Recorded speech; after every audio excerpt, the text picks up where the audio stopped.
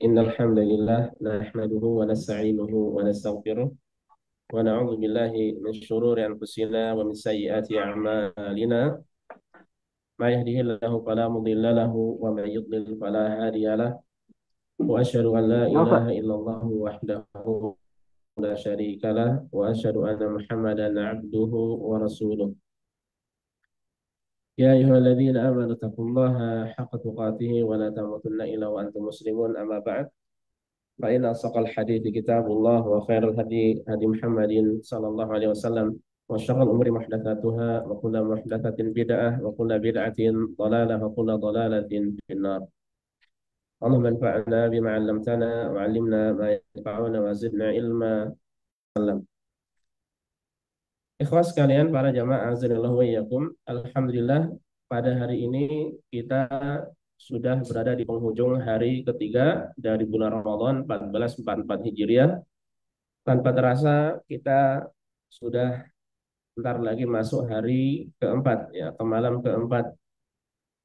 Dan subhanallah, tak terasa ya kita sudah berpuasa dan beramal soleh semampu kita. Namun di sisi lain masih banyak kekurangan yang perlu dibenahi. Di sisi lain juga kita harus tetap semangat. Ya, kita harus tetap semangat. Biar itu lebih mudah daripada di bulan-bulan yang lainnya. Mengapa? Kita sering mendengar dan kemarin juga sudah kita sampaikan bahwa Rasul Shallallahu Alaihi Wasallam mengatakan tuftahu bihi abwabul jannah. Kalau datang bulan Ramadan maka pintu-pintu surga itu akan dibuka. Wa tughlaqu bihi abwabun nar, dan pintu-pintu neraka itu akan ditutup. Ya. Wa tughallu bihi syayatin, setan-setan dibelenggu. Ya, setan-setan dibelenggu. Pintu-pintu surga dibuka dan benar-benar dibuka. Ya, di satu sisi menunjukkan bahwa mudah orang itu beramal saleh. Ya, mudah orang itu beramal soleh sehingga ketika dia beramal soleh ya begitu dekat dirinya dengan surga Allah Subhanahu Wa Taala. Di satu sisi yang lainnya menunjukkan bahwa ya ketika pintu-pintu neraka ditutup, selain memang benar-benar ditutup, ya di sisi yang lainnya menunjukkan bahwa amalan-amalan keburukan-keburukan itu sedikit, ya. Kemudian godaan setan pun lebih sedikit, dan itu terkhusus bagi orang yang berpuasa dengan benar-benar menyempurnakan, berusaha untuk menyempurnakan ibadah puasanya. Nah, kalau dia benar-benar memperhatikan, maka semakin lemah godaan syaitan.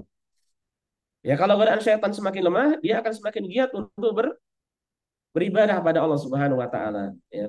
Nah, sehingga ini menunjukkan semangat di bulan Ramadan itu secara asalnya itu lebih mudah, itu adalah lebih ringan dibanding bulan-bulan yang lainnya. Ya makanya aneh kalau ada orang di bulan Ramadan, datang bulan Ramadan ibadahnya malah semakin berkurang. Yang ditambah adalah amalan-amalan atau perbuatan-perbuatan yang mubah. Kan ada yang ketika bulan Ramadan orang tuanya menyiapkan PlayStation, ya, PS5. Nah, puasa harus full, tenang saja, Bapak sediakan PS 24 non-stop, 24 jam non-stop. Ya, mirip karaoke. Ya, ada yang seperti itu. Ada apa lagi? Disediakan dari hal-hal yang itu perbuatan yang menyia-nyiakan diri, ya. Semestinya anak dididik untuk berpuasa, dididik untuk beribadah pada Allah Subhanahu wa taala, malah dididik untuk hal-hal yang mubah yang berlebihan atau bahkan tidak jarang hal-hal yang haram juga ada di dalamnya, ya. Ini keliru tentu saja, termasuk kekeliruan dalam menyambut bulan Ramadan. Tapi yang menjadi masalah ikhwas sekalian azanillahu wa iyyakum, ya, meskipun semangat di bulan Ramadan itu lebih mudah, lebih ringan, yang menjadi masalah adalah mengapa di bulan Ramadan itu tetap ada keburukan, ya tidak? Ada orang yang kesurupan, ada nggak? Ada. Ada orang yang marah-marah, ada nggak? Ada orang yang apa lagi? Nipu, ada nggak? Curang, ada nggak? Jual kurma modal 10 real, wallah, wallah ini modalnya 15 real, ada nggak? Kata siapa? Ya, banyak yang seperti itu. Apalagi nanti di 10 hari terakhir. Kalau sudah pasar, kalau di Indonesia istilahnya pasar apa? Pasar, ah? Pasar raya. Itu sudah macam-macam orang-orang. Bahkan mulai awal-awal Ramadan juga sudah banyak yang bobol apa? Bobol bank, bobol ATM dan lain sebagainya. Ya, jadi masih ada keburukan-keburukan. Mengapa masih ada keburukan? Banyak nih dijelaskan oleh para ulama. Di antaranya, pertama bahwa yang dibelenggu itu adalah setan-setan apa? Pembangkang. Setan-setan pembangkang itu yang dibelenggu. Kata Rasulullah, maradatus syayatin. Yang dibelenggu setan-setan pembangkang. Berarti masih ada setan-setan yang kelas apa kita katakan? Kelas teri itu masih berkeliaran. Kemudian yang kedua, ya, ada jiwa-jiwa yang buruk. Nah, di antara kita ini ada jiwa-jiwa yang buruk, yang memiliki jiwa-jiwa buruk. Kita tahu khutbatul haja yang disampaikan oleh Rasulullah Shallallahu Alaihi Wasallam, beliau mengatakan, wa na'udzubillahi min syururi anfusina. Kami berlindung kepada Allah dari kejahatan kejahatan jiwa-jiwa kami. Ya, dan di antara eh, jenis atau macam jiwa adalah an-nafsu al-ammaratu bisu, yaitu jiwa yang menyuruh kepada keburukan. Ya, jiwa yang menyuruh kepada keburukan. Ya. Makanya kalau seseorang dia jiwanya buruk, Rasul yang beliau sampaikan berlindung kepada apa? Wa min sayyiati a'malina. Dan kami berlindung kepadamu ya Allah dari kejahatan amalan-amalan kami. Karena jiwa yang buruk ini bisa membawa kepada amalan-amalan yang buruk buruk pula. Ya, kullu ina'in bima fihi yandahu. Ibaratnya kalau gelas itu akan mengeluarkan sesuai dengan apa yang ada di dalamnya isinya. Dia akan mengeluarkan isinya. Kalau gelas itu buruk, ya, isinya khamar, yang dimuntahkan adalah khamar. Gelas isinya madu, yang dimuntahkan adalah madu. Gelas isinya apa lagi? Susu, yang dikeluarkan adalah susu. Masing-masing mengeluarkan, ya, apa yang diucapkan oleh lisan, demikian pula anggota badan itu sesuai dengan apa yang ada di dalam hati. Kemudian selain daripada itu, ya, selain jiwa yang buruk, juga adanya kebiasaan-kebiasaan buruk yang sering dilakukan. Orang, ya, kita semuanya para jamaah sekalian, kalau terbiasa melakukan keburukan, ya, 11 bulan nih biasa melakukan keburukan, di bulan Ramadan sangat-sangat rentan melakukan keburukan. Ya, itu sudah apa ya? Semuanya biqadarillah, dengan takdir Allah. Kalau orang terbiasa buruk, ya udah seperti itu. Seorang suka mengucapkan kalimat yang buruk, misuh-misuh. Tahu misuh-misuh apa sih? Umpatan-umpatan, celaan. Dikit-dikit mengucapkan kalimat yang tidak baik, ya. Maka ketika ketemu sama teman-teman, ya, berbeda kalau orang biasa salam, assalamualaikum, mau kemana akhi? Nah, ini kalau ini enggak pakai salam pertama, langsung tanya mau kemana, titik-titik gitu kan, titik-titik, ini kalimatnya enggak baik ini, ya. Tapi menurut sebagian orang itu adalah kebiasaan yang diucapkan, ya. Menurut uruf orang-orang fasik itu adalah baik, ya. Mau kemana, titik-titik, ya, pokoknya titik-titiknya nggak usah dilanjutkan lah, paham insya Allah, ya. Itu sekedar apa, contoh, ya. Jadi kalau orang biasa buruk di bulan Ramadan akan terpengaruh keburukan tersebut, ya. Makanya sebenarnya untuk menyambut bulan Ramadan ini, persiapannya itu bukan dari hari pertama, tapi dari Syawal kalau bisa. Ya, dengan cara apa? Memperbaiki diri. Ya, dengan cara memperbaiki diri. Makanya kalau generasi salaf dahulu mereka berdoa dipertemukan dengan bulan Ramadan 6 bulan sebelum datangnya bulan Ramadan. Mohon agar dipertemukan dengan bulan Ramadan. Mohon agar bisa beramal soleh. Mohon agar bisa dimudahkan berpuasa dengan baik, qiyam Ramadan dengan baik, melakukan ibadah dengan baik, waktunya berkah. Sisa 6 bulan yang apa, setelah Ramadan, ya, mereka mohon pada Allah agar amalannya selama di bulan Ramadan diterima oleh Allah Subhanahu wa taala. Ya. Jadi ini kalau persiapan dengan baik seperti itu, maka hasilnya pun akan lebih memuaskan. Antum mau mengadakan hajatan, persiapannya berapa bulan kira-kira? Pilih harinya, pilih apanya lagi, tempatnya mungkin, pilih ini, pilih itu, ya. Dipersiapkan dengan matang. Nggak bisa sehari. Padahal ini urusan dunia. Antum nggak mau malu kan?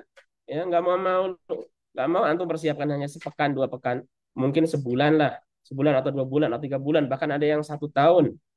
Ini untuk urusan dunia. Semestinya untuk urusan akhirat lebih semangat lagi, ya. Lebih semangat lagi. Nah, ini para jamaah sekalian, mengapa di bulan Ramadan yang semestinya mudah istiqomah, mudah semangat, tapi ternyata kita dapati Ya, masih banyak keburukan-keburukan. Ya, warung-warung masih banyak yang buka, banyak orang yang buka di dalam. Ya, siang-siang, maksudnya buka ini tidak berpuasa siang-siang. Ya, kemudian macam-macam lah yang terjadi di tengah-tengah kita. Ya. Nah, kemudian yang menjadi masalah lalu seandainya memang pertanyaannya bagaimana seorang itu supaya semangat di bulan Ramadan, full semangat bagaimana? Wah, masalah semangat di bulan Ramadan full itu bukan perkara yang mudah. Ya, saya salut sama orang-orang yang istiqomah dalam urusan dunia. Ya. Semestinya dalam urusan akhirat lebih istiqomah lagi. Saya kasih contoh, apa? Antum kerja istiqomah tidak? Istiqomah, datang jam berapa, pulang jam berapa. Padahal gajinya nggak seberapa. Enggak lah, kalau nggak seberapa pulang duluan antum sudah. Ya. Gajinya, wah. Bahkan di antara syarikah atau perusahaan itu ada yang disuruh berangkat sebelum sholat subuh, ya enggak? Siap-siap karena bareng-bareng sama mobil. Siap-siap. Anggap saja salatnya setengah lima, jam 4 harus jalan. Sudah siap-siap, diperjuangkan. Tapi tidak ada ceritanya untuk salat malam. Buktinya kalau Jumat Sabtu sudah lewat. Ya. Kalau Jumat Sabtu lewat, pas libur lewat. Ahad sampai Kamis semangat. Libur lewat lagi. Ya. Padahal dibalik semestinya. Ya. Makanya kalau kita dapat orang-orang atau kita lah, nggak usah orang-orang kita sendiri, kita ini perjuangan dalam mendapatkan akhirat itu masih kurang. Ya. Tapi kalau mendapatkan dunia, masya Allah, apa saja jadi kita bela. Sampai-sampai kajian pun diliburkan gara-gara apa? Kerja. Sepertinya sebaliknya, mudir, saya izin libur 1 bulan, ada apa? Daurah Ramadan, saya pengen datang dari awal sampai akhir mencatat kajian. Semestinya seperti itu, tapi nggak ada ceritanya. Ya, sehari minta libur aja nggak ada buat kajian. Ya, iya tidak? Ngaku tidak? Ya, nggak ada ceritanya. Padahal katanya pengen masuk surga yang luasnya selangit dan bumi. Ya, dia pengen masuk surga Firdausnya. Tapi usahanya hanya satu, doa. Hanya doa saja. Doanya tidak diamalkan lagi. Ya, semestinya apa? Diamalkan. Akhirat itu diperjuangkan. Ya. Nah, dari sini yang pengen saya tarik, kalau seseorang ingin istiqomah, seseorang ingin semangat di bulan Ramadan, ya, demikian pula di bulan-bulan yang lainnya harus diperjuangkan. Tidak bisa tidak. Harus diperjuangkan, ikhwah sekalian. Ya. Lah antum di ranking satu itu kan antum perjuangkan kan? Antum bisa diterima di KFUPM ini kan butuh perjuangan. Meskipun ada yang malas-malas mungkin ya. Kalau itu rezeki lah. Ada yang pengen kerja di syarikah perusahaan yang gajinya anggap saja 20.000, 30.000 rupiah, bukan ya. 20.000 real, dan 30.000 atau lebih. Diperjuangkan sama dia, berusaha maksimal. Antum pengen punya mobil, nabung. Pengen haji, nabung, diperjuangkan. Tapi haji alhamdulillah sih, urusan akhirat ini. Bagus ya. Nah, urusan dunia semangatnya Masya Allah. Urusan akhirat jangan sampai kalah. Ya, butuh diperjuangkan. Masa ingin masuk surga, sementara setiap hari tidak pernah tilawah Al-Quran contohnya. Ingin masuk surga, tidak pernah sujud di masjid kecuali pas Jumatan. Itu pun datangnya sudah setelah adzan. Ya. Ini semestinya kita introspeksi diri masing-masing. Ya, untuk urusan dunia, masya Allah semangat, akhirat kurang. Padahal orang yang ingin masuk atau sifat-sifat kalau anda baca sifat-sifat orang yang masuk surga itu bagaimana? Ya, wabil ashari hum yastakbirun, menunjukkan di waktu sahar mereka beristighfar, nggak tidur mereka. Ya, demikian pula perut-perut lambung mereka jauh dari tempat tidur, menunjukkan mereka capek, lelah, letih, sampai-sampai apa namanya mukanya itu kelihatan pucat mungkin. Sampai-sampai ada orang-orang yang kelihatan sini kurang tidurnya. Sebagian juga ada yang dahinya kelihatan hitam, masya Allah, karena rajin apa? Sholat. Sebagian juga mata kakinya itu sampai kapalan, kayak banget nih orang kapalan dia punya kapal. Kapalan. Ya. Itu butuh perjuangan. Menunjukkan kalau kita ingin istiqomah, butuh perjuangan dari diri kita. Ya, tentu saja dengan memohon pertolongan pada Allah Subhanahu Wa Taala. Ini catat poin yang pertama. Ingin istiqomah, butuh diperjuangkan, bukan malas-malasan. Ya, makanya antum tahu sekarang sudah banyak sih video-video tersebar orang-orang mencari madu di hutan ya.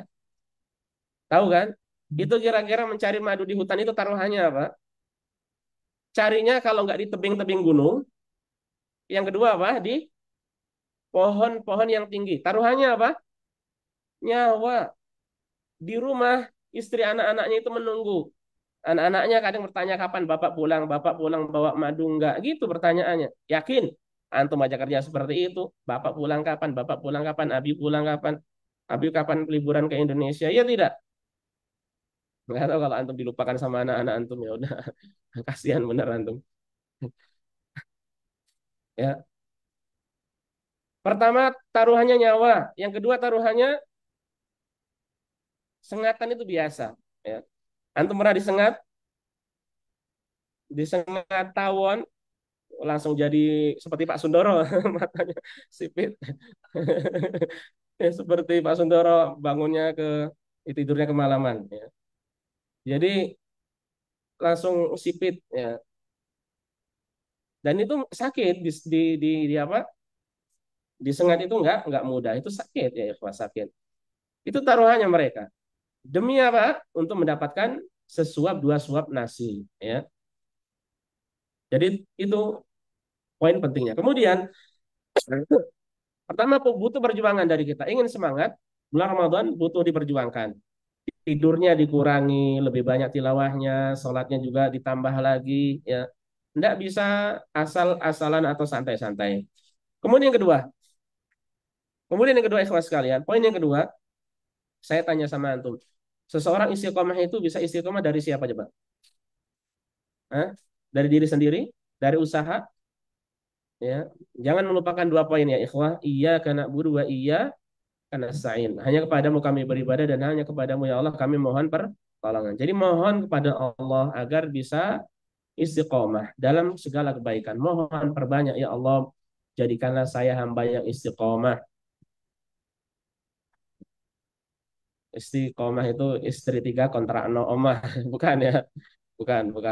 Kalau belum siap ya jangan. Ya, banyak mohon pada Allah, doa antum. Doa ini yang paling mudah itu doa. Doa pun antum lakukan pelan-pelan. Ya, maksudnya amalkan perlahan-perlahan. Doa, jangan tinggalkan doa, jangan sampai sombong kepada Allah, jangan sampai congkak pada Allah. Kalau di urusan dunia ada olahraga yang paling murah, paling ringan apa itu? Lari, jogging lah, nyeker pun bisa kan? Ya. Nah, kalau urusan akhirat ada ibadah yang paling ringan. Antum sambil terbaring sakit lemah pun bisa. Apa itu? Doa. Doa. Antum terbaring lemah tidak bisa apa-apa, hati antum bisa berdoa pada Allah, ya Allah berikan kesembuhan pada kami. Ya Allah, apalah, terserah antum doa-doa ya, dari doa-doa yang baik. Jadi terus mohon kepada Allah agar diberikan ya istiqomah, agar diberikan semangat yang membara dalam urusan akhirat terkhusus ya. Itu yang kedua. Kemudian yang ketiga, saya tanya sama antum coba ikhwas sekalian para jamaah, para hadirin, semangat itu sumbernya dari mana? Dari anggota tubuh kita ini semangat datangnya dari mana? Antum semangat sama lemas, malas itu datangnya dari mana? Dari hati, dari sanubari kita. Ya, berarti yang antum harus sentuh itulah. Kalau kalau antum apa ya, badan kuat tapi hatinya tidak ada semangatnya, lemes antum. Antum kuat 45 kali 2 kelas istirahat kuat ya. Tapi kalau imam baca sabbihis saja sudah kayak apa gitu, lamanya kayak sabbihis marobika. Waduh, ini lama banget ini. Belum lagi bacanya Yasin, aduh Yasin lagi. Tapi setelah Yasin imamnya Allahu Akbar, Alhamdulillah. Ada kejadian kayak itu nggak ya kira-kira ya? Imamnya bikin panas di depan ya. Jadi antum bisa perhatikan orang-orang yang tua renta yang kalau di jalan butuh dipapah ya, namanya dipapah dari mama, dipapah ya, dibawa gitu sampai masjid kuat sholat seperti kayu yang diem kuat lama-lamaan, kalah dengan syabab ya. Syabab kalah dengan orang-orang tua tersebut. Itu yang kuat apanya? Bukan fisik luarnya. Fisik luarnya memang membantu ya. Tapi yang paling kuat pertama adalah apa? Batinnya, sanubarinya, hatinya, jiwanya, dirinya ya. Makanya ini yang harus diperbaiki. Berarti itu berkaitan dengan masalah keimanan. Orang semakin kuat imannya, semakin semangat. Orang semakin lemah imannya, semakin kendor semangatnya. Ya. Rasulullah SAW mengatakan ala inna fil jasadi mudghah idza salahat salahal jasadu kulluhu wa idza fasadat fasadal jasadu kulluhu ala wahyal qalb.